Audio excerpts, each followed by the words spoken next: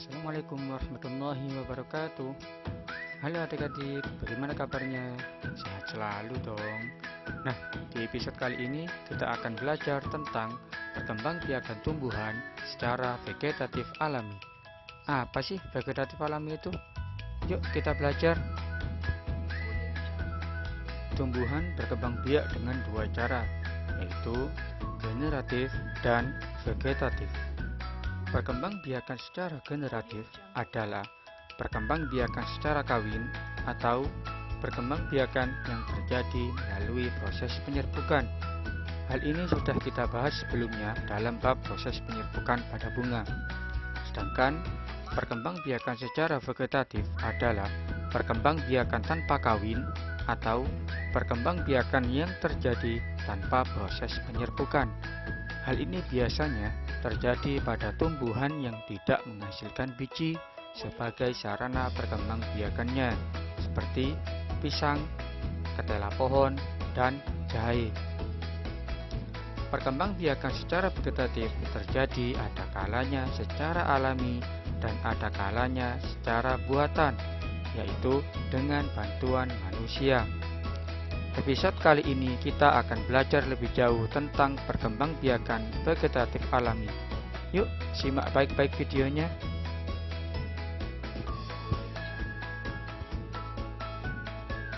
Vegetatif alami merupakan perkembangbiakan vegetatif yang terjadi tanpa bantuan makhluk lainnya.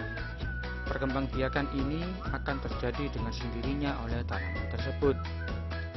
Vegetatif alami ini ada 8 macam, yaitu tunas, tunas adventif, rizoma atau akar tinggal, geragih atau stolon, umbi akar, umbi batang, umbi lapis, dan spora.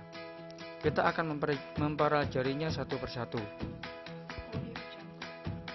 Vegetatif alami yang pertama adalah tunas. Tunas adalah anakan tanaman yang tumbuh dari dasar batang atau dari akar suatu tanaman. Contoh tanaman yang berkembang biak dengan tunas adalah pisang, bambu, tebu, lidah mertua, dan lain sebagainya. Yang kedua, tunas adventif, yaitu tunas atau anakan tanaman yang tumbuh dari daun. Hal ini dialami oleh tanaman dodor bebek. Tanaman ini menghasilkan anakan dari tepi daunnya. Yang ketiga adalah rizoma atau akar tinggal, yaitu bagian bawah dari batang tumbuhan yang tumbuh dan menjalar dari dalam akar. Bagian batang yang tumbuh ini biasanya disebut dengan rimpang.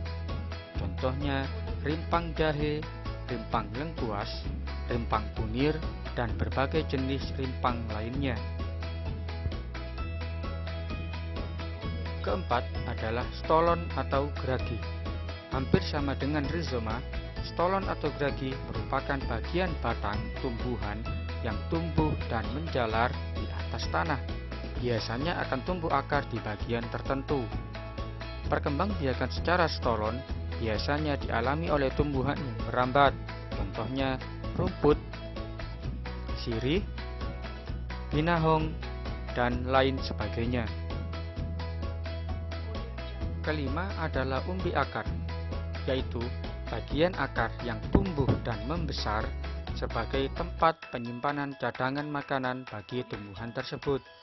Biasanya, bagian akar ini dapat dimanfaatkan oleh manusia sebagai bahan makanan, contohnya wortel, singkong, lobak, dan lain sebagainya. Keenam, umbi batang. Jika umbi akar yang tumbuh dan membesar adalah akarnya, maka umbi batang yang tumbuh dan membesar sebagai tempat penyimpanan adalah bagian pangkal batang atau batang paling bawah dari tanaman tersebut. Contohnya, ubi jalar, kentang, talas, dan lain sebagainya. Ketujuh adalah umbi lapis, yaitu pangkal daun yang tersusun secara rapi serta rapat, Hal ini dialami oleh tanaman jenis bawang-bawangan.